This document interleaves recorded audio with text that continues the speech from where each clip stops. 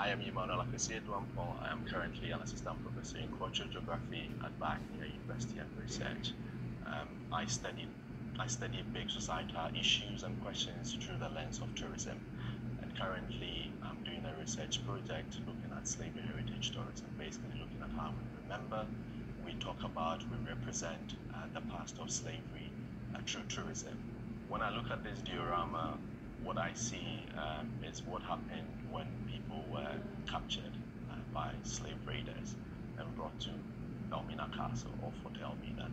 And what I actually see in this scene is how people are being captured, being tied up in ropes, in chains, and being driven to the castle where they were held in dungeons for up to 3 months before a slave ship arrived, and then they were carted off to the plantations of Suriname and the Americas.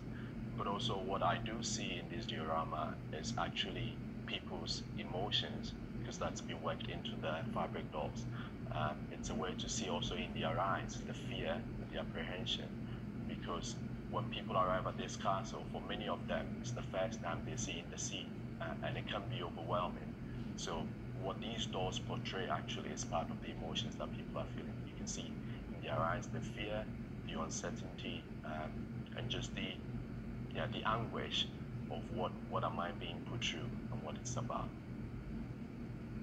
What I see in this diorama is the scene at Paramaribo Harbor after the enslaved people have arrived in a slave ship. And here we have a slave market scene where the enslaved people are being bought and sold and being auctioned to the highest bidder.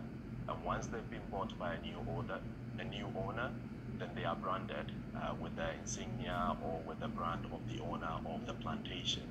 And what is important to note in this diorama is actually speak also to the branding that the enslaved people had to undergo at the Elmina Castle before they embarked on the journey to Paramaribo, and which means that most of the enslaved will not only have just one brand, but also multiple brands from Ghana, but as well when they arrive in Elmina. So I think overall what these dioramas represent is a way of remembering the past.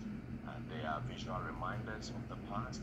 By these dioramas, we're able to really tell what was the effect when people were being brought from Fort Elmina, what really happened when they arrived at Paramaribo Harbor, what happened when they were working on these plantations. So it gives us a sense, and then pulls us in through emotions as to how we can experience the past, because it's only by engaging materially with the past and feeling the emotions that come out of it that we can then begin to talk about how the past continue to affect the present, and then we can do something about these debates that is going on, because often the debates become just general without any connections, and when people encounter these dolls and these scenes, then they get a sense of, oh, actually this is how it was in the past. They can get some emotional connection to the past, which they can then bring to the current debates happening in the present, and they can understand why people feel strongly about the past and the need to apologize, the need to reparate, and how these processes need to unfold.